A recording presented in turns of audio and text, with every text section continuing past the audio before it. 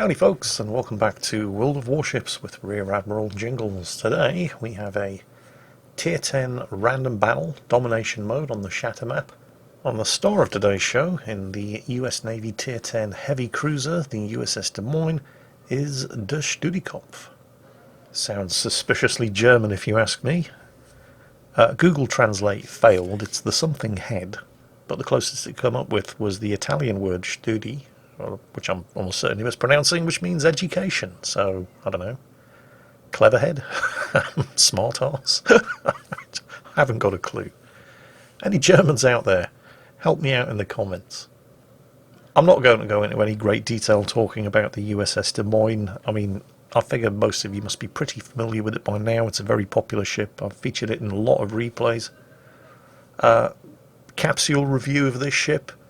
Ridiculous damage per minute, auto-loading 8-inch gun batteries, and remarkably tanky as well, with its 27mm bow armour, meaning that 16-inch battleship armour-piercing shells cannot overmatch the bows.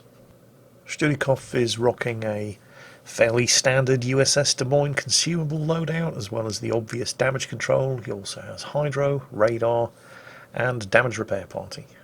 So no real surprises there. He's not going with the meme build, which would swap out the radar for a spotter plane. And yes, before you all rush to point it out in the comments section, I am completely aware that Studikopf has turned pink. For those World of Tankers amongst you who have no idea what that is, it's kind of like turning blue in World of Tanks, even though with the removal of team damage that doesn't happen nearly as often as it did. But it's not quite the same, because you're not free to start shooting at a pink teammate. And I always say, if you have a teammate who's loaded into the battle and is already pink, then by all means treat them with caution, but give them the benefit of the doubt. Because most of the time when somebody's turned pink in World of Warships, it's almost never because they've done something deliberately malicious, and it's usually because they've just been a bit careless with their torpedoes. So, by all means, treat them with caution, especially if they're in a ship that's armed with torpedoes, but do give them the benefit of the doubt and don't just assume that they're complete arseholes unless they start acting like it. Oh, nice opening salvo there on the enemy Colbert, starting off with the Citadel. And yep, there's the Shimakaze. He was detected long before the Colbert came steaming around the corner. Pops the radar, there's the enemy destroyer, exactly as anticipated. Has also popped the hydro, because if there's a destroyer, there are going to be torpedoes, and none of those are going to hit. And yes, I know about the Friesland, he said, in full knowledge of the undeniable fact that he's already caught at least a dozen of you typing that very thing in the comments. The Friesland is a destroyer that doesn't have torpedoes. Speaking of torpedoes, I know I did just say that none of those are going to hit. Perhaps what I should have said is none of those should have hit. Unfortunately, Studikopf, who if he just stayed nose into the island, would have avoided all those torpedoes, decided that he had enough engine power, and I think judging by the speed at which the Des Moines is manoeuvring, he probably has the engine upgrade module for an extra 50% engine power. He thought he could reverse out and then nose in again to get himself into a better position and do it fast enough to avoid all of the torpedoes. He thought so, and he was wrong. Actually, since we're here anyway, and we're preempting corrections that people are posting in the comments, yes, the Propulsion Mod 1 doesn't actually give you 50% more engine power. It reduces the time that it takes to reach full engine power by 50%. Which is probably what prompted Studikopf to think that he could pull off that manoeuvre and still avoid all of the torpedoes. Unfortunately, he was wrong. So, yeah, that could have gone better. He's already lost half of his health. Almost entirely down to a bit of overconfidence. I suppose it's possible that there may have been more torpedoes coming from the Colbert, but he'll be safe from those, and he would have seen them by now anyway. And yes, he's definitely got Propulsion Mod 1 installed. Look how quickly this ship is accelerating. So instead of going around that corner, it looks like he's following the Harugamo. Hang on a second. Spotted. Oh, it's the Colbert again. Well, it's not just the Colbert. There's a Grosser Kurfürst there too. Yep. The Colbert, by the way, is like a Tier 10 French version of the Atlanta. It spits out high explosive shells like you would not believe. Oh, he's radared. That's probably the Des Moines over there. He's using the radar to spot the daring inside his smokescreen. Now that's... well, it's not really bad news for Studikopf. There's nobody really in a position to shoot at him with the island in the way, but it's bad news for the daring, and it's probably bad news for the friendly Harugumo up ahead as well. So that was a really good radar from the Des Moines. He's spotted 2 destroyers, and the Colbert is now shooting at the Harugumo. Nothing the Harugumo can do other than just try to get out of there and wait out the radar. Shouldn't have to wait too long. More torpedoes to the rear from an extremely persistent Shimakaze. The friendly daring up ahead, still alive, and the radar's expired. But the Colbert was waiting for Studikopf. He saw him on radar, he realised he was going to cross the gap, and he's managed to score, well, not a lot of damage, but he did set a fire, which Studikopf has damage controlled. I know I always say you never damage control just one fire, but it's perfectly fine to damage control one fire if you're not going to be set on fire again immediately afterwards. And he's out of line of fire of the Colbert, so this is fine. Or, well, it would be fine as long as he's not expecting to get set on fire again by the 2 Des Moines right around this corner that he's just radared himself. And there's a very suspicious looking smoke screen over there as well, on the enemy side of the map. Although it's too far away for radar, which probably means it's also too far away for torpedoes. Oh, it's a Venezia smokescreen, and he's definitely inside the range of the Venezia's torpedoes, but he's not planning on hanging around here getting torpedoed by the Venezia anyway. Oh, Lord have mercy, look at these targets. Oh, wow, well there's the first blood award. So many Citadels, and a second Des Moines, giving flat broadside as well. The superstructure of the first Des Moines appeared to absorb most of those armor-piercing shells, but this guy is doomed. He is doomed. There is no way he's going to survive this. Holy shit, how did that not sink him? Come on, reload, reload, finish him. There it is. And get into cover behind the island. Now, I'm not going to be so bold as to say that was totally worth it. It was pretty impressive. 2 enemy tier 10 cruisers from full health to dead in a matter of seconds. But it has cost Studikopf almost all of his remaining health as well. So, yeah, it was worth it. He's radared again and targeted, but tucked in next to the island like this, nobody can actually hit him with anything. So that's nice. I would recommend being patient and waiting out your damage control here. He doesn't have to wait that long. And they all know you're here. And they can see a low health cruiser and they're just waiting. They're just waiting for you to make a mistake. So wait it out. Damage control will be back up in 20 seconds. You can afford to wait. So, 20 Citadel hits. 110,000 damage.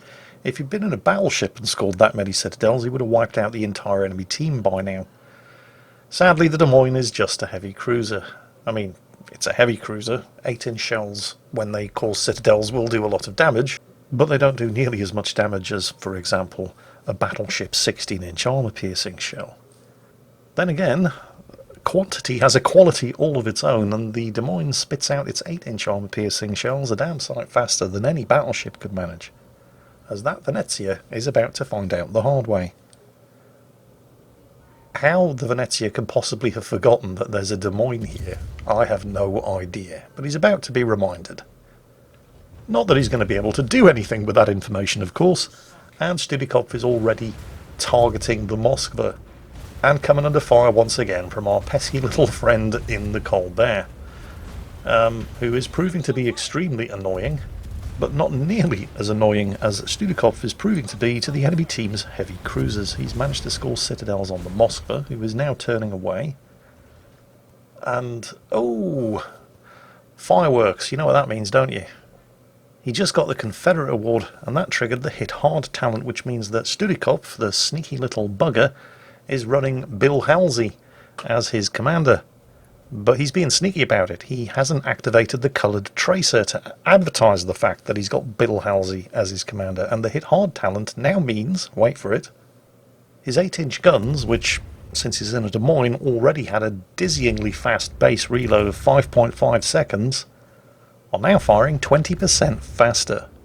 Take into account the probability that he almost certainly also has the adrenaline rush skill, which probably leaves a lot of you asking the question just exactly how fast are his guns firing now, and the answer to that is, of course, yes.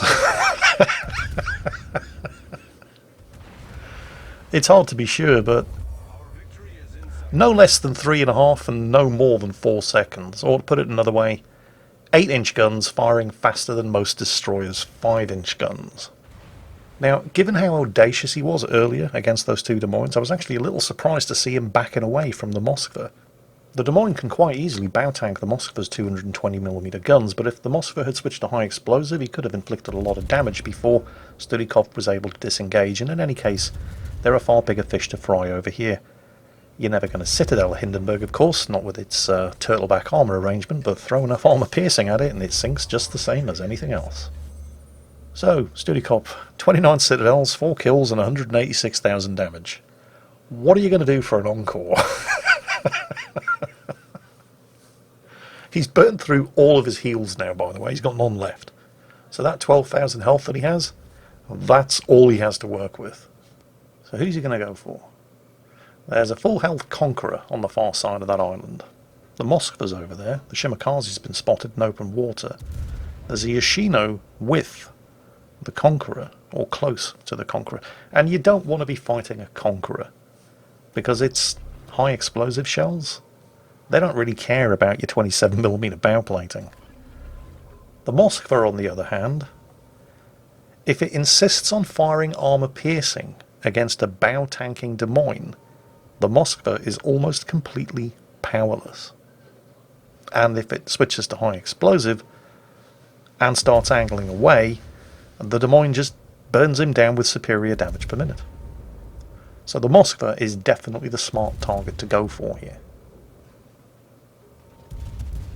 Oof. Yeah, I know.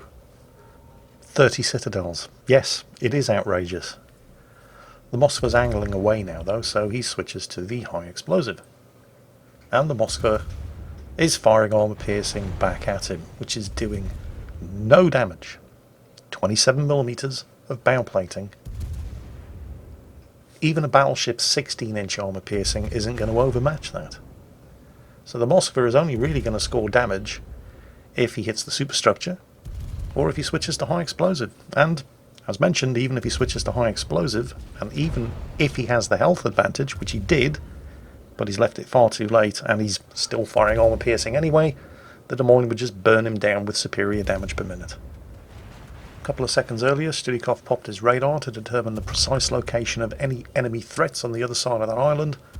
The Yoshino has been sunk by the friendly Puerto Rico, but the Yamato and the Conqueror are still there, which is why he's not going around the corner of the island until he's successfully dealt with the Moskva, which was pretty inevitable, given that the Moskva refused to do anything other than try firing armour piercing at a bow tanking Des Moines. And now that he's killed the Moskva and scored the Kraken, it's time to start nosing out from the side of the island here and see who else he can inflict some pain and grief on. But, oh, hang on a second. Well, you didn't really want to be fighting a Conqueror and a Yamato, but a Shimakaze, oh, why the hell not? There are definitely going to be Shimakaze torpedoes coming. His Hydro is on cooldown, but with 3 caps and 986 points, this match is going to be over before the Shimakaze's torpedoes can cross the 5 kilometers distance of open water between the two ships. Sadly, no post-battle results screen included with this replay, but, well, 5 kills, Kraken unleashed, 227,000 damage, Confederate first blood, and a couple of devastating strikes. Yeah, not bad. That'll do. Studikov, well done, thank you. Everyone else, I hope you enjoyed it, and as always, stay safe, take care, and I'll catch you next time.